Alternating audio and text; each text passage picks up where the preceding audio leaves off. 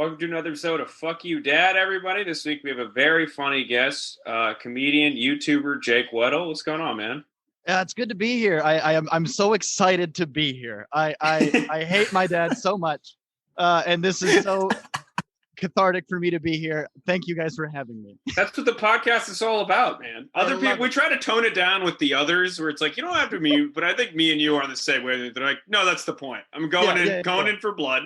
Do you guys have this people is less come on? about you. It's more about me getting this off my chest. You guys have people come on and they're like, I mean, my dad was all right, I guess. And then I feel like Ken, you come at it with like, yeah, what did he fucking do, huh? Tell me everything.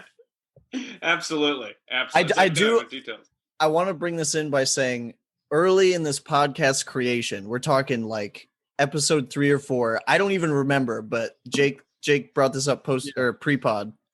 He said that he hit us up because he was so excited that we had a podcast called Fuck You Dad.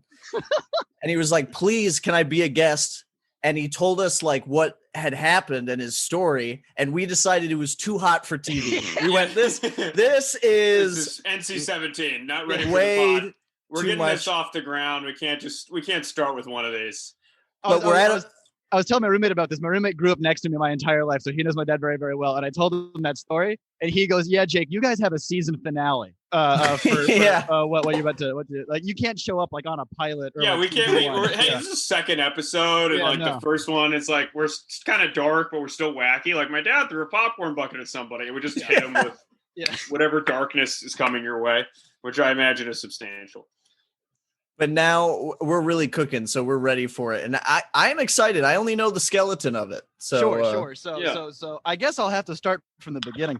My dad's the kind of guy, and some of this is like stuff I do in my stand-up, and some of it isn't. Like I remember there was one show, it was like dad stories at Pitch Apple Hill or whatever, and I went up and did my like 7 minutes on my dad, and everybody was like, Jesus Christ. Yeah, that's the problem.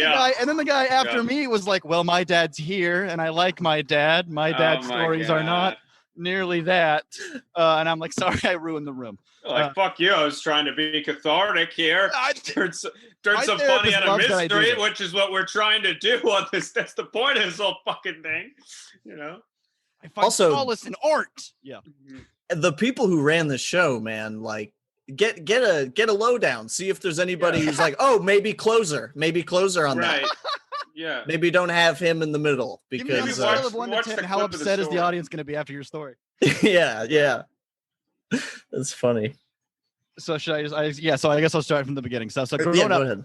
My dad was always like a raging piece of shit as far as like just being like a deadbeat dad or whatever. He was like a very macho guy. And if I had to describe who my dad was, he had like 3 idols, and it was a Rocky Balboa, James Bond, and Rambo. 3 of which are Sylvester Stallone characters. So I need you to know. Oh my God. That when 2 out of 3 of them are Stallone characters. Your dad has like the psyche of like a 13-year-old who's hooked on steroids. Yeah. Yes. That's like pure moron energy. Have him to it's like when someone's like, my favorite movie is Fast and the Furious, and you're like, oh, you can't read. You're like, I remember the meme was to hate Nickelback, and he was like, what's wrong with Nickelback? And I'm like, oh shit, I didn't know. Oh wow. He was never like abusive, like directly, like to me physically, but he was like very verbally abusive and like financially abusive. He would like not get paid. What little money he did have, he would like hold over our heads, which is weird. And then there were times where I had to like, get him off my mom or whatever, but all that jazz. So that's like the base level of shittiness. That's where we're starting. We're starting. I like how when you start the base level, you scoot right over domestic violence. That isn't a big no.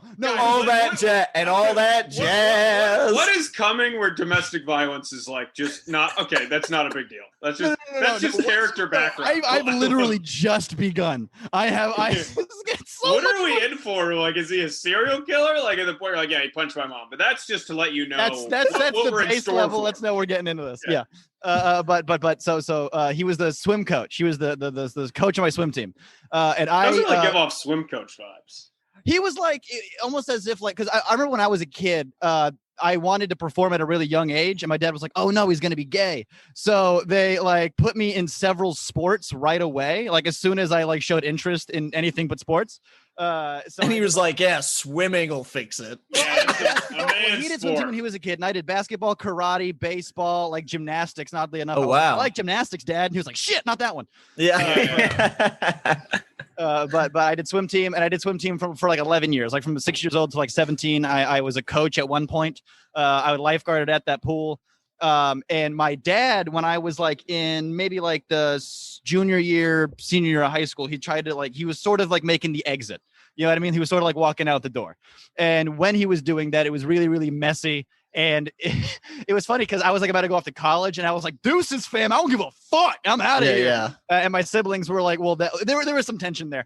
But as he was doing that, like they were still doing the swim team thing. And he basically left my mom for the assistant swim coach.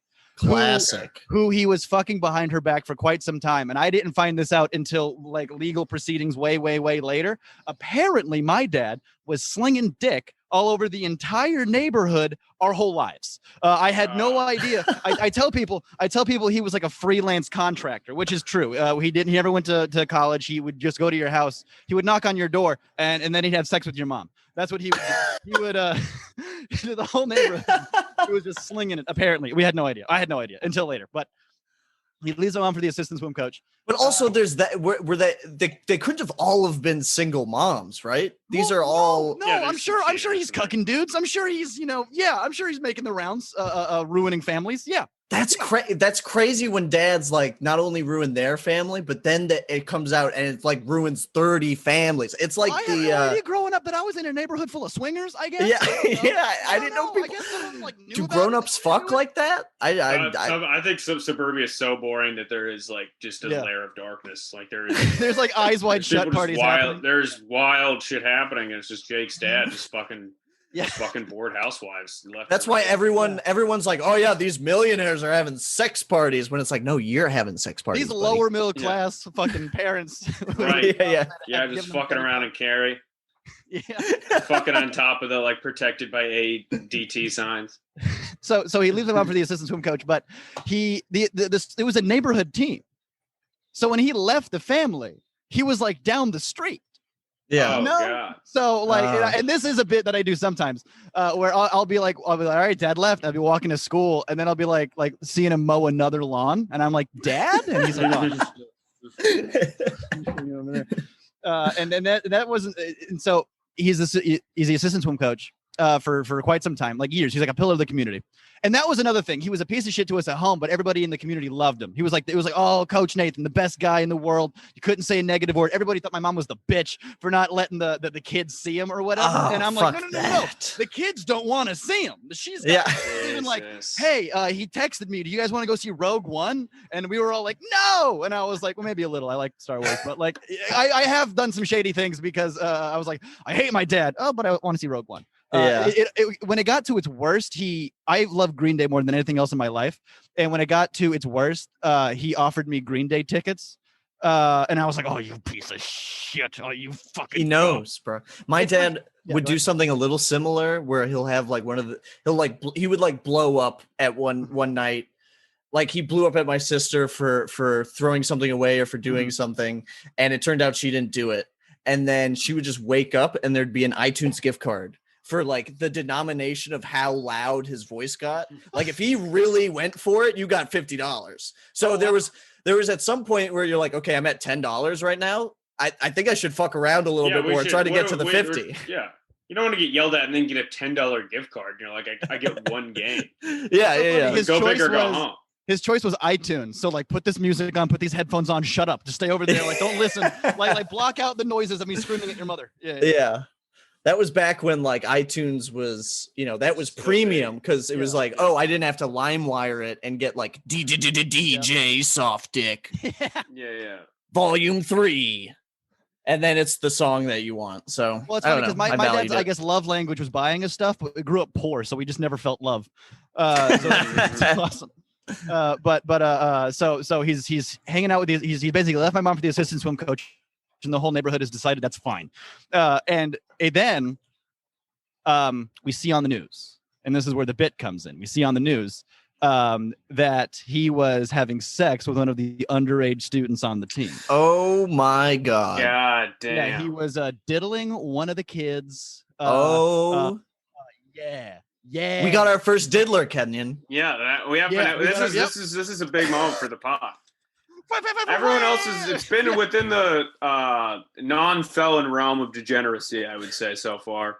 Holy, I'm really happy to be a trailblazer. I can't say how excited. Yeah, you're topping me on this. It's crazy, but it's like he's not. His activities wouldn't land him in federal prison for sure. Oh yeah. So, as of yet, I for the longest time, like that was like basically he's 13 counts of it. He got accused of 13 counts. Yeah, I guess it was like an ongoing thing. What do you mean? You guess? Yeah, I think. Yeah. Holy shit! Oh my! I mean, I wasn't like watching the door or anything. What does that do to like your psyche, man? Oh, listen, I've been in therapy for about a year and a half now. I got into therapy after a breakup, but when I got into the break, I was there for a breakup, and then she goes, "What else?" And I go, "Well, funny you ask. What else?" And then I laid all this other shit on her. Right. It was a couple of weeks where she had to get adjust to this, but yeah. The girlfriend at the time, the assistant swim coach, who was also in jail, knew about it, and rather than being like, "Hey, you're a piece of shit, I'm reporting you to the police," went to the kid and was like, "Stay away from my man." Oh my god! Oh my god!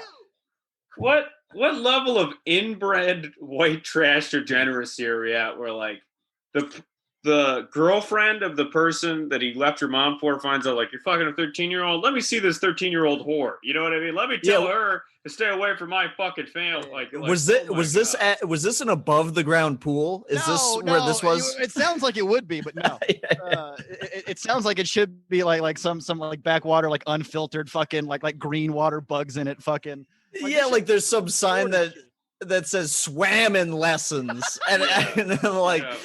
It's just like him with some like lady with no teeth being like, "Don't come after my pedophile husband. He gonna teach you how to swim now." Yeah. So he's in jail for the next 28 to 30 years. Rightfully so. Which God bless was such a huge weight lifted off my chest because he was such a negative force in my life. And then that's why people are like, "Why are you so cavalier about talking about this horrible thing that happened to your family?" And I go, because him leaving was awesome. Because that level of toxic bullshit just removed. I felt pretty cool. So it's not like he's out in the world and you have to occasionally grab like lunch with him and feel bad. You're like, no. The state has decided that he should go away from everybody. Not just me. The entire society. And it's so funny because also like before he went to jail and before any of this came to light, he was still like fighting for custody. And while he was fighting for custody, he was a raging piece of shit during that too. And it's so funny because he's such an idiot. He has no idea how the world fucking works. And so like my littlest sibling was supposed to like cross a street, like almost like a highway basically near the place where we lived to get off the bus. And so part of like the stipulation for him paying child support was he had to pick up my sibling from the bus stop, and he was like, why can't she walk it? Why can't she walk? I'm not paying a dime if I can't see my kids when I want to see them. And the judge is like, "That's not how any of this is going to work, buddy. That's not. I'm the judge. Why are you being a dick to me? Don't be a dick to the judge, you idiot." He's like, "Let's take it outside, bro." Yeah. I got a bow and arrow like Rambo outside. I'll fucking take you out. I swear to. Oh my god. Jake, you geeked out so hard, you glitched out Zoom. Zoom as a company couldn't handle the amount. I did glitch out Zoom. Yeah. But you had a bow and arrow? He had a bow and arrow. I did. Oh, but it was like a real life bow and arrow. Yeah. One of those scary one, like the compound one that like fucking. I don't like when you say compound. You mean like flips open like some bullshit Hawkeye bullshit? No, like they have like wheels on it or something. I don't know. They look scary. It was one of those. Yeah. My uncle had a sword, and I know this isn't like a "fuck you, uncle" podcast, but he's a cop now, and he really shouldn't be. I tell you. Wait, this is your uncle on your dad's side? Yeah. Oh, yeah. Oh, see. And my grandparents are queuing on him. My grandparents are all queuing on him. Oh no. Well, it's like step one. You got to save the children from your son. Why are you involved in all these? Why are you involved in the QAnon conspiracy? Quit talking about Pizzagate. Talk about what was happening at your son's house 10 years ago. I don't understand. Yeah. No, it's a horrible dichotomy. This past Thanksgiving was the first Thanksgiving that we canceled. We're like, we're not doing it. We can't. It's not happening. Yeah. So do you still close with your dad's family? Yeah, well, I mean, like I love I still do love my grandparents and I love my cousins or whatever. But like this past election cycle, dog, I tell you, people are different now, and people are into QAnon shit. And like, my grandpa called my uncle one time. I have one good uncle on my dad's side. He called my good uncle, and he goes, "You got money, right?" That's always the funniest way to start a question or start a conversation. My uncle goes, "What? How much do you need?" I'm thinking he needs money. He's like, "No, I got it. Like you got like paper currency, like it's out of the bank and in your possession, right?" And he's like, "What are you? Come on, what's happening?" And then he goes, "They arrested the Pope." Huh? What? Who arrested the Pope? Wait, First off, it's like, where did he think that happened? Yeah, no, and then my uncle tells him, he goes, only a pedophile's family would be concerned about them arresting the Pope. They're like, they got the Pope. They're going to get everybody. Oh my God. They got Chrissy and they got the Pope. You can't, the times are changing. You can't get away with it anymore. Nothing is sacred. There's R. Kelly playing in the background. We're going to watch Usual Suspects and know it's Kevin Spacey the whole time. We have fun here. We do, yeah. Yes, because if my uncle has a gun, he says no. And then my uncle says, I can't do this anymore. And I don't think my uncle's hang out with them in a while. Yeah, I imagine. That's so funny that they can't see the irony. That probably is in it for some reason, that they're like, if your own son turns out to be a monster, you could go, what is real anymore? Yeah. You know what I mean? You're like, maybe there is. You're like, you're like, what the fuck? Like, you could just see some, like, you just look out in the world and it's like the Matrix. You're like, what the fuck is or just be like, well, that's not because of me. That's because of the liberal media. Yeah. Turn him into a pedophile. Yeah. That's what that is. It's this hedonistic suburbia that he was in. So that is so fucking... that's why it's heavy, and that's why when I pitched, I gave you guys like the elevator pitch of that, and you guys. You just said he was in jail. I didn't know what for. I mean, I guess Freddie's dad was also in jail, but massive drug trafficking is a lot more relatable. You're like, sure, I've been broke. I almost I've delivered a package. You're like, I understand that. That's like on some level, but when someone's like, yeah, my dad's in jail for 30 years because of essentially molesting children, you're like, oh, jeez. It's so funny. My ex made this. My ex had been making TikToks about me like a year after we broke up, which is hilarious. And she made a TikTok. It was like toxic relationship check, and she was referring to me. And it was like red flags I should have ignored. And the red flag was, "Hi, my dad's in jail for being a pedophile." Like I had something to do with it. Oh, that's fucked up. That's fucked up. Like that's on me. How's that on me? So fucked up. It's like clearly you're like the victim of this horrible circumstance. And all of her friends in the comments are like, "Yes, queen, get him. Fuck your ex piece of shit." And I'm like, do none of you see how fucked up? What? Yeah, you're like, it's like just this other victim of trauma probably thought this person. Also, what are you going on TikTok for? Anyone who uses social media for the real life, I genuinely don't like. You're a psychotic. No, I felt a little bad because I did start going to therapy again after she started making mean TikToks about me, and my therapist had to be like, "What brings you back in?" And I had to be like, "My ex made mean TikToks." But it's also like, why is someone taking to the public? That's the equivalent of basically if your ex set up shop in the square and just screamed, "Jake Weddle's a bad person," like, you know. Yeah. I mean, how the fuck would I've been told she does that at parties, so it's fine. How the fuck would you handle that? I'm a second of that opinion, Kenyon. I don't think any one of my friends who are my friends, like the people who I consider my really good friends, are people who treat social media and like treat it like it's like they're updating on their life, like treat it like a real life thing where I talk about, this is what I did today, and my ex, this is how you spot a toxic relationship. Like everyone's at least trying to scam people or trying to be like a comedian, or just like looking at tweets that fucking LeBron tweeted collecting. Or whatever. It's just a front for data collecting. They're just selling you bullshit. Yeah, like I don't trust people that they're just like, well, here's today I had a really hard day and I was going through. I'm like, why are you throwing that out there? Post a show you're going to be at. Post you went to the beach. Get off. Don't get on and start just vomiting. Kenyon sees people like getting over depressive episodes, and he's like, "Oh, fucking block. I don't need that." Yeah. I think it's a little psycho. Like if I don't know, if I dated somebody and they started releasing like public video, I'd be like, what is wrong with you? Like, are you 13 years? I don't know. All I think is that if I went to the internet and was like, I'm really sad today, and my like 11th grade math teacher was like, chin up, that would make me more depressed. I'd be like, God, damn, I'm a fucking loser. I think dude. people would think my identity's been stolen. If I just went genuinely went it's been tough out here. Kenyon generally he's a lot funnier. Is he okay? Yeah, generally he's a lot funnier about the whole sad thing. I don't know what's going. There's 0 tags in this. People are gonna read your manifesto, your fucking suicide note, looking for a punchline that's not there, and they're gonna really wasn't tight. Wasn't tight. Yeah. Maybe he was going alt towards the end. I don't know. Hey, or I just thought suicide note. Can you trim yeah. Or I would just think that later I would get a message from you just being like, oh, you can get a sale on shoes at this website. I'd be like, oh, that makes sense. He was posting about, his life. Yeah. Kenyon's like, I'm cutting myself with this dull ass razor, and then Instagram, $5 Shave Club. $5 Shave Club is the best razor. I'm like shucking Cutco knives.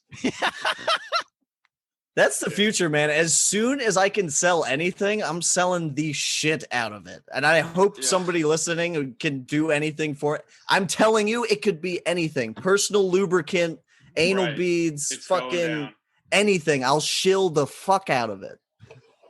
Anything I could sell. I mean, that's what it's about. To keep in theme with the podcast, every time you cry about something, just bottle it up and be like sad boy tears, like gamer girl bathwater. You hear about gamer girl bathwater? Sad boy tears. Put them in a little pill bottle. That's an idea I have for a totally different website called Lonely Fans, where instead of where you get a lot of people to pay $5, we get 4 to pay $100 a month, but we do weird shit for lonely people. Oh, we want your tears in a bottle, or we want to smell the sweat when you're doing a podcast. I really love this. Asking for their tears. This is such a great beauty of late stage capitalism. Is the dream. Nick's literal dream is that he has 5 weirdos that he can bottle his tears and sell his fingernails to, and you're like, where are we?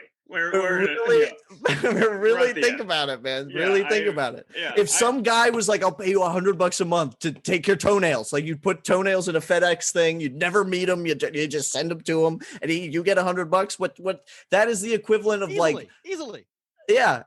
Boom, bam, bing. That's my great grandparents when they're coming on the boat from fucking Italy or whatever, and they're like, I will make a pasta shop. It's toenails now. That's what it is. Jesus Christ. How can I use my depression to self-perpetuate some income? That's right. God. Well, Jake, to get back to the horrific story that is your life. Yeah. What the fuck did that feel like when you're I remember watching it happen on the news. People have asked me what was it? Because I saw it happen on the news. It was I came home. My mom called me when I was working at the movie theater. She's like, you got to come home right now. And I go, what's going on? She goes, just come home. I come home and I see the local news. And it also played on a couple other news stations, but on the local news, I saw my dad's bitch ass fucking mugshot. I see the story, and all I can think of, I'm in my fucking uniform.